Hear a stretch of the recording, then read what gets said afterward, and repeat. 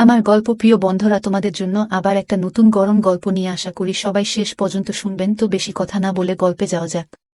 আমার বউ সারা সপ্তাহ আমার খুব ভালোবাসত, কিন্তু রবিবারের রাতে আমায় কাছেই আসতে দিত না, আর অন্য ঘরে গিয়ে শুয়ে পড়ত। একদিন রাতে আমার সহ্য হল না। আমি ওর ঘরে চলে গেলাম। ঘরে গিয়ে দেখলাম বউ ছিল না। যখন একটা পুরনো স্টোর রুমের পাশ দিয়ে আমি যাচ্ছিলাম, তখন চেঁচানোর আওয়াজ শুনতে পেলাম। যখন আমি ঘরটা খুললাম, তখন আমার যেন হুঁশ উড়ে গেল। ওখানে তো আমার বউ, একা একা বিছানায় শুয়ে আমি ছটফট করছিলাম।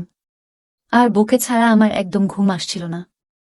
আমার অদ্ভুত অনুভব হচ্ছিল, আর এজন্য আমি আমার বউয়ের ঘরে চলে গিয়েছিলাম, যাতে আমি ওকে আমার ঘরে নিয়ে আসতে পারি। আমার বউ প্রতি রবিবারের রাতে আলাদা ঘরে থাকত। এখনো পর্যন্ত তো আমি ওকে কোনোরকম বাধা দিইনি, কিন্তু আজ রাতে আমার আবেগ আর আমার ইচ্ছার কারণে আমার বউ এর থেকে দূরে থাকা আমি সহ্য করতে পারছিলাম না। আমি আমার বউয়ের ঘরে গিয়ে দেখি সে নেই। আমি ভাবছিলাম মাঝরাতে আমার বউ কোথায় যেতে পারে। আমাদের বাড়ি অনেক বড়। আমি আমার বউকে খুঁজতে লাগলাম। আমি ওকে কোথাও খুঁজে পেলাম না। স্টোর রুমের সামনে দিয়ে যেতেই আমি চিৎকারের শব্দ শুনতে পেলাম। আমি অনেক কষ্টে স্টোর রুমের দরজা খুলতেই ভিতরের দৃশ্য দেখে তো আমার পায়ের নিচে থেকে মাটি সরে গেল। আমি ভাবতেই পারিনি যে আমার বউকে আমি এই অবস্থায় স্টোর রুমে পাব। আমরা দুই ভাই ছিলাম, আর আমাদের এক বৃদ্ধ মা ছিল। মা অনেকদিন ধরেই অসুস্থ ছিল, আর বাড়ির সব কাজ এলোমেলো হয়ে ছড়িয়েছিল। আমরা দুজনেই ছিলাম ছেলে, তাই বাড়ির দেখাশোনা করতে পারতাম না। যতটা সম্ভব হতো আমরা দুজনেই মা আর বাড়ির দেখাশোনা করতাম। তারপরেও মনে হতো এই বাড়িতে একটা মেয়ের অভাব থেকে গেছে। একজন মহিলা যেভাবে গুছিয়ে ঘর সামলাতে পারে, আমরা দুজন ভাই একসাথে মিলেও সেভাবে সুন্দর করে ঘর সামলাতে পারতাম না। একদিন মায়ের এক পুরনো বান্ধবী আমাদের ঘরে আসলো, আর মায়ের অবস্থা দেখে মাকে পরামর্শ দিল যে আমাদের দুই ভাইয়ের মধ্যে যে কোনো এক ভাইয়ের বিয়ে দিয়ে দেওয়া উচিত। সে আমার মাকে নিজের ভাইয়ের মেয়ের ছবি দেখালো। মেয়েটি ভীষণ সুন্দর ছিল, আর সে নিজের ভাগ্নির জন্য কোনো ছেলে খুঁজছিল।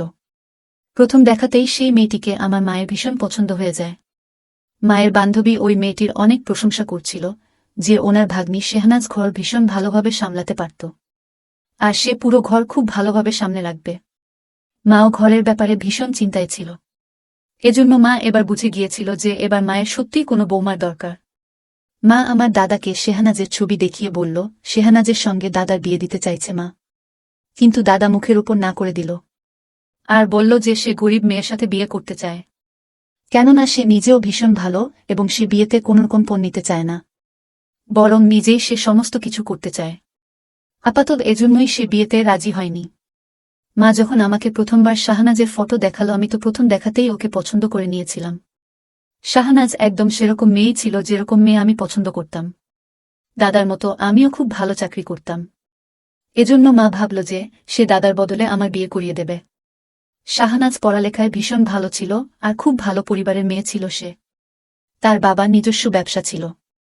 তাদের অবস্থা আমাদের থেকে অনেক ভালো ছিল।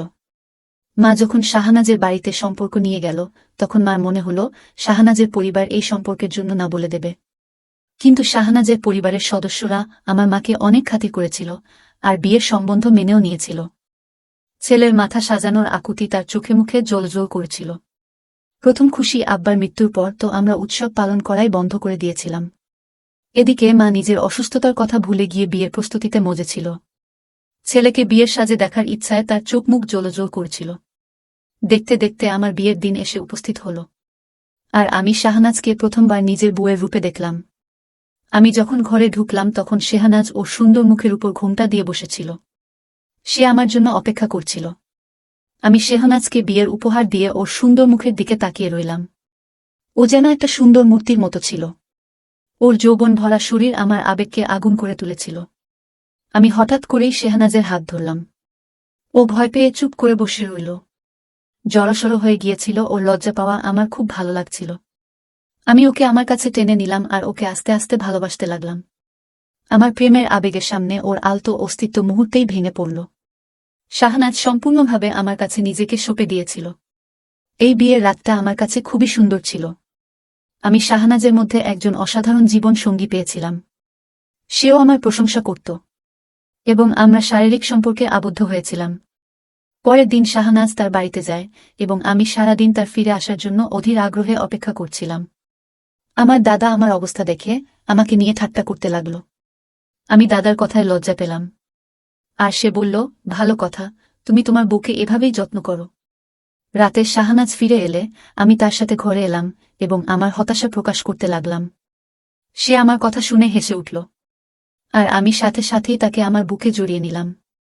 আমার আর শাহনাজের বিয়ের মাত্র 4 দিন পার হতে না হতেই সে পুরো বাড়ির দায়িত্ব সামলে নিল। সত্যিই ও ঘরের কাজে ভীষণ পটু ছিল। মা তো শাহনাজের কাজ এবং তার দায়িত্বে এতই খুশি হয়েছিল যে সে খুশি হয়ে পুরো বাড়ির দায়িত্ব শাহনাজের হাতে তুলে দেয়।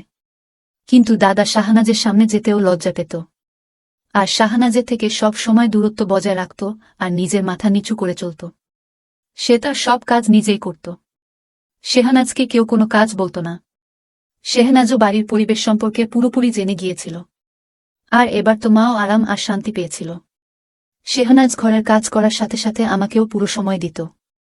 ও আমায় পুরো রাত এমনভাবে আদর দিত যে আমি ওর প্রেমে পাগল হয়ে যেতাম। প্রতিটা দিন যাওয়ার সাথে সাথে আমার আর শেহনাজের সম্পর্ক আরও মজবুত হতে লাগল। আমাদের বিয়ের 1 সপ্তাহ হতে যাচ্ছিল। আমাদের বিয়ের 1 সপ্তাহ হতে চলেছিল। কিন্তু একদিন রাতে শেহনাজ নিজের বালিশ তুলে নিল আর বলল যে আজ রাত ও অন্য ঘরে আলাদা শোবে। আমি অবাক হলাম, হঠাৎ শাহনাজের কি হল? আমি তাকে জিজ্ঞেস করলাম, কেন, কি হল? তুমি কি আমার উপর রাগ করেছ? সে বলল, না তো। এখন থেকে প্রতি রবিবার রাতে সে আলাদা ঘরে ঘুমাবে। শেহনাজের কথা শুনে আমি ওকে জিজ্ঞাসা করলাম যে কি সমস্যা হচ্ছে। আমার জন্য তো শাহনাজকে ছাড়া থাকা এক মুহূর্তের জন্য সম্ভব না, আর শেহনাজ পুরো রাতের কথা বলছে।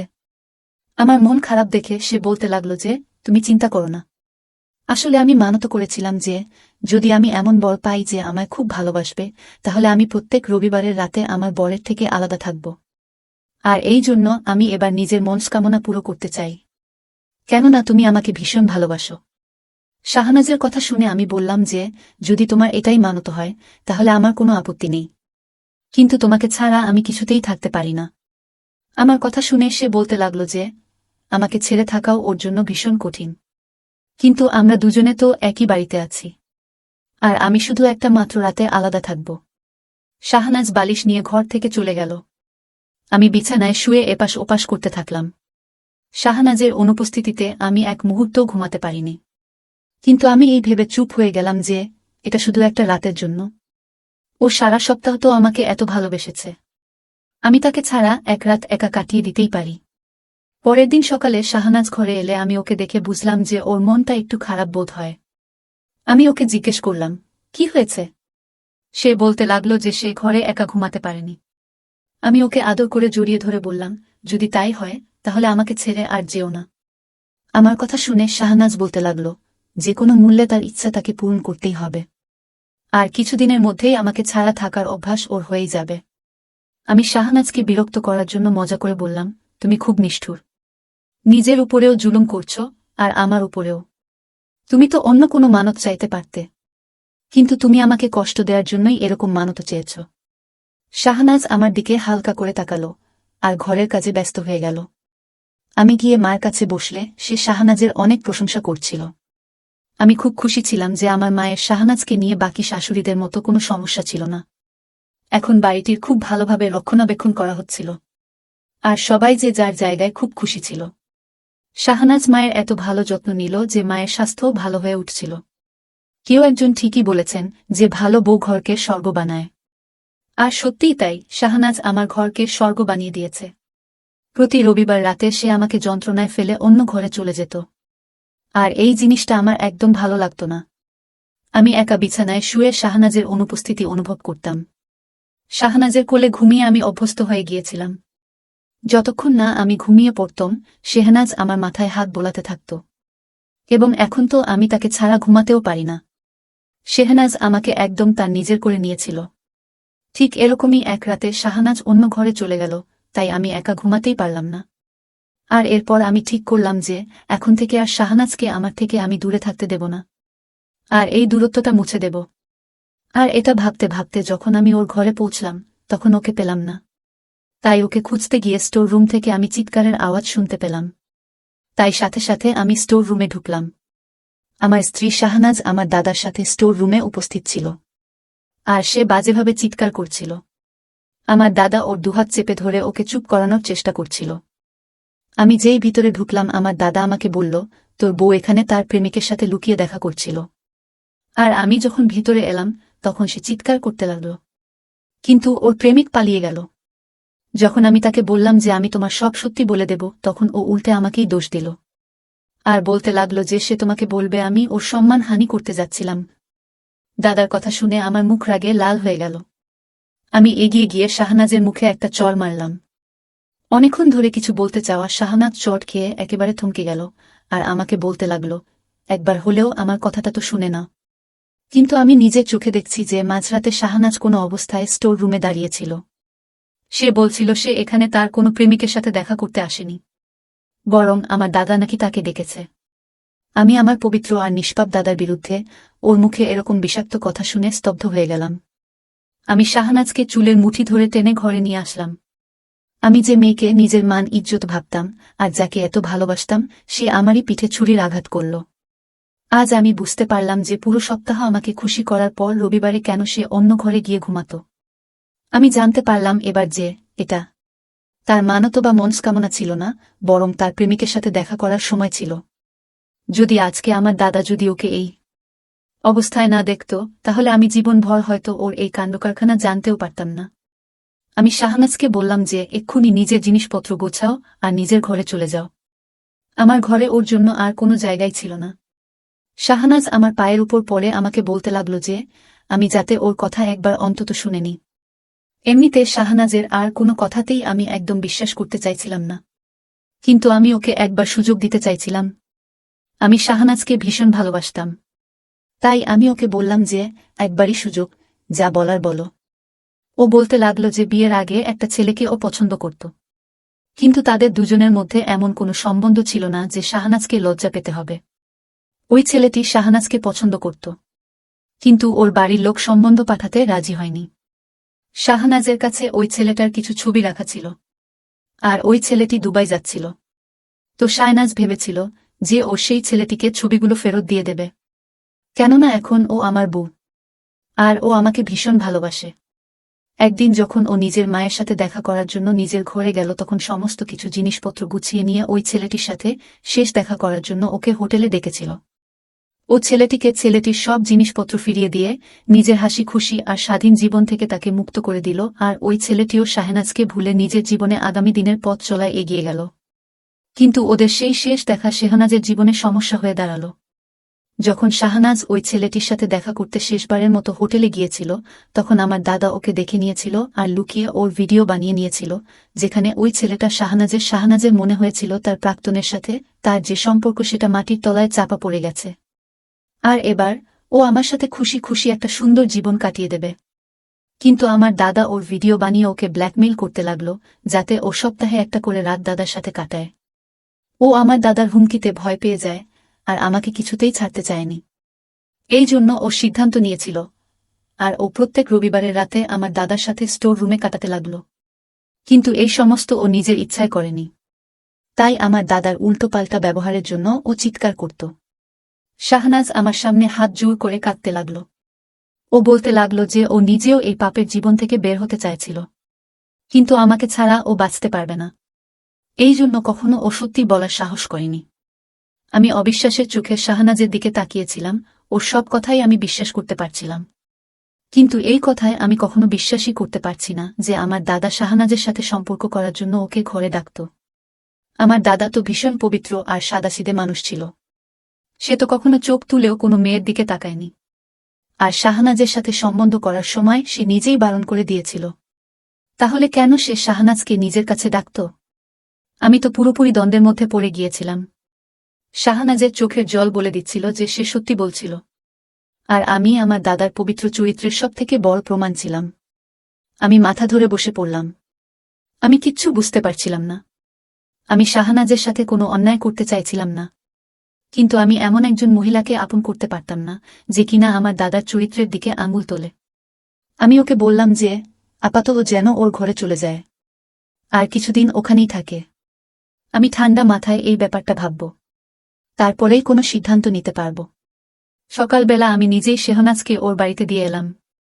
আমার গাড়ি থেকে নামার সময় শাহনাজ একটাই কথা বলল, ও আমাকে ভীষণ ভালোবাসে। আর ও যা কিছু করেছে বাধ্য হয়ে করেছে। আমার হৃদয় শাহনাজের কথা বিশ্বাস করতে চাইছিল, কিন্তু নিজের দাদাকে ও তো আমি খুব ভালো করে জানতাম। শাহনাজকে ছেড়ে আমি যখন আমার দাদার ঘরে এলাম, তখন দাদা নামাজ পড়ছিল। আমি চুপ করে একটা কোণে বসে পড়লাম। আমার কাছে আমার দাদাকে জিজ্ঞাসা করার মতো কোনো প্রশ্নই ছিল না। আমার দাদা পরিষ্কারভাবে নিজের মুখে আমাকে বলেই দিয়েছিল যে সেই রাতে সে জল খেতে নিজের ঘর থেকে বেরোচ্ছিল। যখন স্টোর রুম থেকে সে আওয়াজ শুনতে পেল, তখন সে ওই ঘরে ঢুকল। ওখানে শাহনাজ একটা ছেলের সাথে উপস্থিত ছিল। ওরা দুজন সেই সময় খুব বাজে অবস্থায় ছিল। মায়ের শরীর খুব একটা ঠিক ছিল না, সেজন্য আপাতত মাকে এই ব্যাপারটা থেকে আমি দূরে রাখতে চেয়েছিলাম। মাকে আমি এমনিই বলেছিলাম যে শাহনাজ কিছুদিনের জন্য নিজের ঘরে গেছে থাকতে। দিন ধীরে ধীরে কাটতে লাগল। এদিকে আমার মনের মধ্যে দ্বন্দ্ব শেষ হচ্ছিল না। অফিসের মধ্যে কোনো কাজেই আমার মন লাগছিল না। আমার দাদা আমাকে বলল যে আমার সেহঞ্জকে তালাক দিয়ে দেওয়া উচিত, কেননা ওর মতো মেয়ে ঘর সংসার করার যোগ্য নয়। আমার আর শাহনাজের সম্পর্ক নষ্ট করতে একেবারেই রাজি ছিলাম না। আমি আমাদের সম্পর্কটাকে কিছুটা সময় দিতে চাইছিলাম। শাহনাজ আমাকে প্রতিদিনই বেশ কয়েকবার ফোন করতে থাকত, কিন্তু আমি ওর ফোন তুলতাম না। মা বারবার শাহনাজের বিষয়ে প্রশ্ন করত যে শাহনাজ কবে ফিরবে। শাহনাজ মায়েরও অভ্যাস হয়ে গিয়েছিল। শাহনাজ এমনভাবে মায়ের খেয়াল রাখত যে মা ওকে নিজের মেয়ের মতো ভালোবাসত। আমি অফিস থেকে একদিন বাড়ি ফিরছিলাম, কিছুক্ষণ পরেই আমি খবর পেলাম যে আমার দাদার অ্যাক্সিডেন্ট হয়ে গেছে। আমি শাহনাজকে তালাক দেওয়ার জন্য ওইদিন সন্ধ্যায় ওর ঘরে যাচ্ছিলাম, কিন্তু দাদার অ্যাক্সিডেন্টের কথা শুনতেই আমি হাসপাতালের দিকে দৌড়ালাম। দাদার অবস্থা খুব খারাপ ছিল। দাদার শরীরের হাড় ভেঙে গিয়েছিল। শেষে কয়েক ঘন্টা অপারেশনের পর দাদার জীবন বাঁচানো গেল, কিন্তু ডাক্তার বলেছিল যে সে আর জীবনে কোনোদিনও বসতে পারবে না। তার মেরুদণ্ড পুরোপুরি ভেঙে গেছে। দাদার পাও পুরোপুরি নষ্ট হয়ে গেছে। দাদার এই অবস্থা দেখে আমি শাহনাজকে পুরোপুরি ভুলে গিয়েছিলাম আর দাদার সেবা জুটে গিয়েছিলাম। মা ও দাদাকে নিয়ে ভীষণ সমস্যায় ছিল। তার অবস্থা তো আরও খারাপ হয়ে গিয়েছিল। আমি একা তাদের দুজনকে অনেক কষ্ট করে সামলাচ্ছিলাম। না জানি কার বাজে নজর আমাদের ঘরের খুশির উপর পড়ে গিয়েছিল। দাদার 15 দিন পরে যখন পুরোপুরিভাবে জ্ঞান ফিরল আর সে কথা বলার মতো অবস্থায় আসলো, তখন সে যা আমাকে বলল সেটা শুনে তো আমার প্রাণ বেরিয়ে যাওয়ার মতো অবস্থা হল। সে কাঁদতে কাঁদতে বলল শাহনাজের কোনো ভুল ছিল না, সে যা বলেছে সব সত্যিই বলেছে।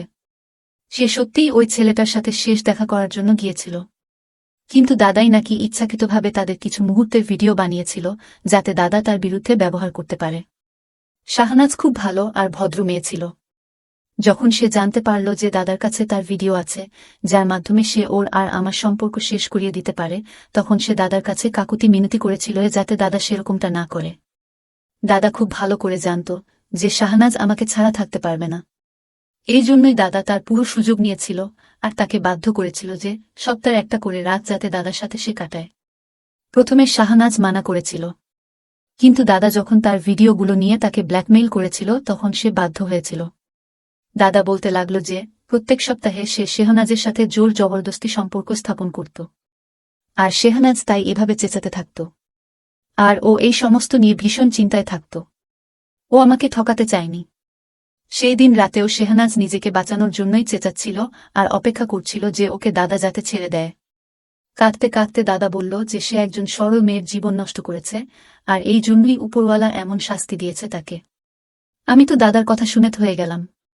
আমার সেই দাদা যাকে আমি ভীষণ ভালো আর সাদাসিধা ভাবতাম, সে এতটা নীচ হতে পারে যে আমার বউয়ের সাথে সে সম্পর্ক স্থাপন করত। দাদা বলতে লাগলো যখন শাহনাজ বিয়ে করে বাড়িতে আসলো, দাদা ওর উপর থেকে নজর সরাতেই পারত না। শাহনাজের সৌন্দর্য তাকে বেকাবু করে দিত, কিন্তু তাও সে মাথা নিচু করে থাকত। তারপর একদিন যখন দাদা সুযোগ পেয়ে গেল, তখন সে শাহনাজকে বাজেভাবে ব্যবহার করতে লাগল। সে ভুলে গেল যে কেউ একজন এমনও আছে যে তার পাপ দেখতে পাচ্ছে। আমি হসপিটাল থেকে বেরিয়ে শাহনাজের ঘরের দিকে যেতে লাগলাম। শাহনাজকে নিজের জীবনে ফিরিয়ে আনার ইচ্ছা আমার প্রবল হয়ে গেল। আমি ভেবে নিয়েছিলাম যে আমি তার পায়ের উপর পড়ে তার থেকে আমার দাদার নোংরামোর জন্য ক্ষমা চাইব, কেননা আমার দাদাকে স্বয়ং আল্লাহ এত বড় শাস্তি দিয়েছেন যে আমরা মানুষেরা তা ভাবতেও পারি না। নিজের দাদার এই অবস্থা দেখে আমি তাকে ক্ষমা করে দিয়েছিলাম। আমি বিশ্বাস করতাম যে আমাকে এতটা ভালো ও নিশ্চয়ই বাসে যে ও আমাকে আর আমার দাদাকে ক্ষমা করে দেবে। আমাকে দ্বিতীয়বার সে ঠিক আপন করে নেবে। ঈশ্বরের লাঠিতে শব্দ হয় না, কিন্তু যখন সেটা মানুষের উপর পড়ে তখন মানুষ সেটা সহ্য করতে পারে না। ধন্যবাদ বন্ধুরা।